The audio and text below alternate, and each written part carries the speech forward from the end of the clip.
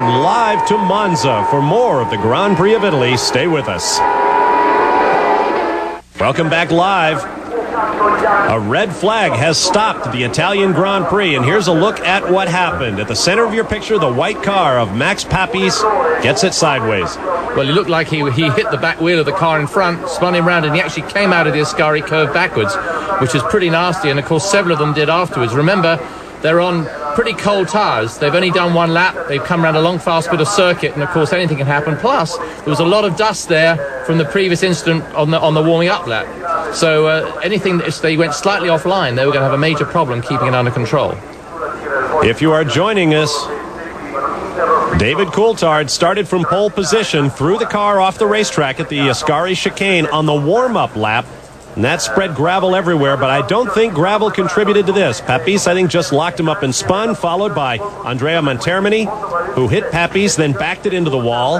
And he may not have a backup car. The Pacific team is modestly funded. It remains to be seen whether he will have a car to get back onto the grid. Now, there you see him reforming. We will get set for a complete restart. The full 53 laps of this circuit, which now measures just under 3.6 miles in length following the modifications to the Curva Grande, the Lesmo corners, and several other spots around the racetrack. Do we assume that Coulthard has to go around and do a lap to get on the grid, or can they wheel him out? Good question. Here's a look at the changes to the racetrack. 185 trees had to be cut down to provide new runoff, and this being a public park in a country where the conservation movement is very strong, that took an awful lot of political pressure. The circuit was moved in 10 meters at the Curva Grande and the Lesmo corners. As I mentioned, no chicanes, just bring the corners in a little bit. The Variante della Roggia was moved back 50 meters but retains its basic shape, and the height of the pit wall was also increased by 50 centimeters for safety purposes. A large portion of the track was also repaved, and depending on who you talk to, it's either smoother than it ever was or less so. From overhead now, here's a look at the field streaming through those opening chicanes. Yeah, I mean, you can see everybody was very, very good. They obviously were so aware that that's where all the incidents happened, and they let it all fall to pieces when they got to the Ascari curves. But they kept it very, very nice and neat through there, and of course it allowed the thing just to string out nice and neatly, and everybody got going. And we saw, obviously, the two Ferraris chasing Schumacher very, very heavily. There's been so much triumph at this racetrack over the years, and a great deal of tragedy. The Ascari chicanes, named for the late Alberto Ascari, a Formula One champion who died in a testing accident there in 1955. You're looking at Jean Alesi. The crowd will go wild at the mere sight of their hero, who will move to Benetton next year with his teammate Gerhard Berger. About time to put the gloves back on and strap back into the cars. We'll take a quick commercial break and be back with live coverage of the restart here at Monza. We are back at Monza, Italy. No, this is not the restart. This is an Italian television replay of the initial start of this Italian Grand Prix. We are still under a red flag. Silly me, I thought it would take less than a half an hour to get our race restarted. Michael Schumacher in battle with the Ferraris down to the first chicane. Very nicely performed through there. He just eased through. He had Ferraris either side of him. Snicks in front with the stronger braking. He's got some new brakes on his car this weekend, followed by the Ferraris, and everybody got through there in very, very strict form. Very neat, very nice and tidy. And there they are, up through the Curva Grande, streaming out. There you see one of the Marlboro McLarens, and of course round up into the Lesmos.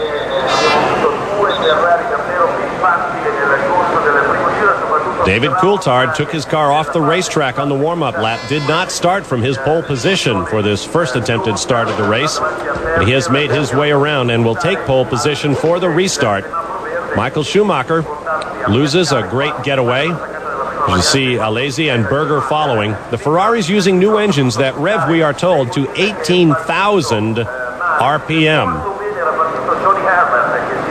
But of course, they haven't always been that reliable, so let's hope they don't go off like grenades today. Because one always wants to see a Ferrari win anyway, but to see one win at Monza is very special. And I'm sure with these two guys really having their last ever Grand Prix for Ferrari at Monza, it's something they'd really love to do. Despite the fact there's probably bad feeling amongst them, they still want to win for their fans. There's something unique about the fans in Italy, and there's nothing like it anywhere else in the world. And when you're a Ferrari driver, those fans are for life, wherever you go.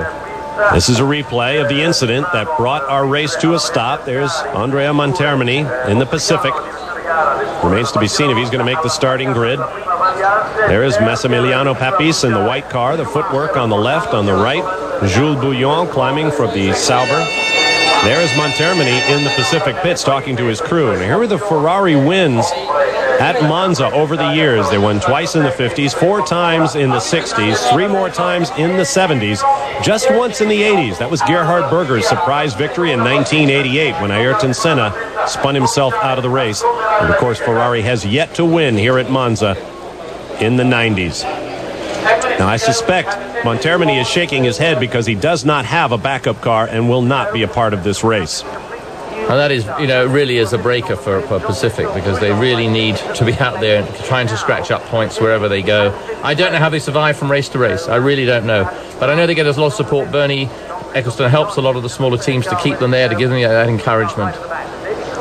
Another look at the initial start. As you can see, the front was fairly slow to get away. Eddie Irvine way over there on the left in the Jordan Peugeot. They are revving to about 16,700 RPM with those V10 engines. Michael Schumacher, once he did get underway, was able to rocket forward. Johnny Herbert got away to a great start. That's him you see locking up the brakes there at the first chicane. Coming from as far back as he did, he was going at a pretty good old clip by the time they reached that chicane.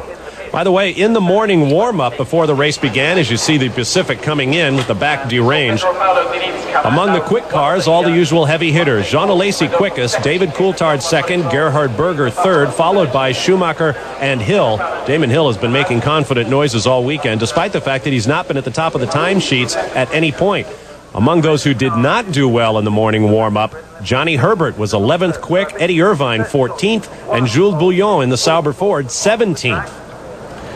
These warm-up times, everybody gets very paranoid about, and I don't think it's quite so necessary. I mean, a lot of these guys are trying something that yesterday they thought, if I try that, it might just improve the car. And they try something and it doesn't work. So they then go back to the setup that worked yesterday. Everybody puts a lot more sort of importance into these warm-up times. It's lovely when you are quickest, because it means whatever you thought that didn't work yesterday did work today. And for Alesi to be on the front row or fastest this morning obviously was a great fillip for him. And it gives him the confidence, because he hasn't had that good a weekend. There it is again. I know Jean Alesi can tell you the frustrations of being quickest in the warm-up. Now, David Coulthard, we understand, will start his backup car. And Coulthard reported there was oil on the track, but I guess he would, wouldn't he? Ooh, look at the Ferrari teammates.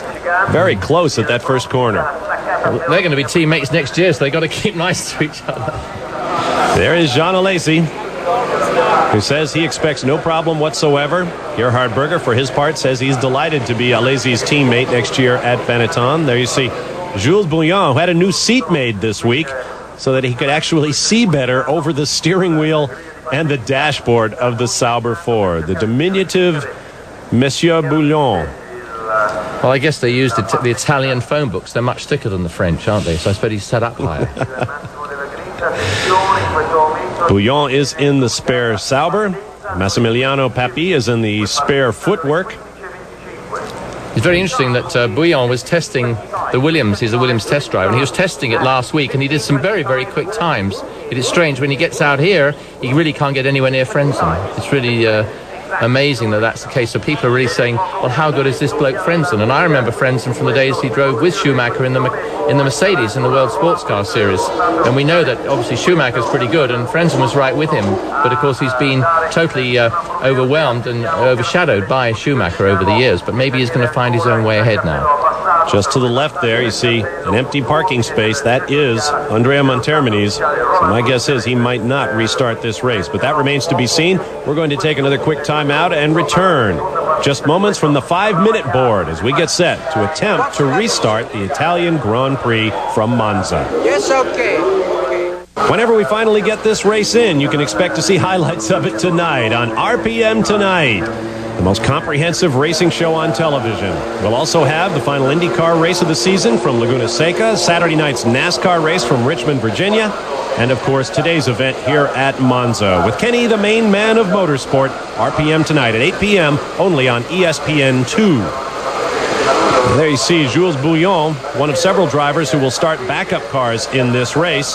There is Michael Schumacher on the outside of the front row. David Coulthard is on pole in his backup. So is Jules Bouillon back in the number 14 spot. In the 15 hole, Max Papis is in his backup. And Pedro Diniz is in his backup car in the number 23 spot.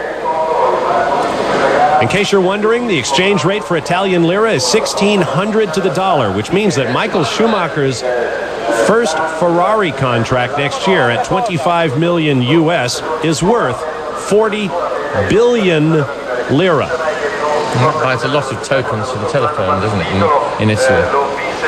Yeah, I don't know if you noticed that start just now, how much power the Ferraris had. It's rumoured that they have actually more power than anybody else.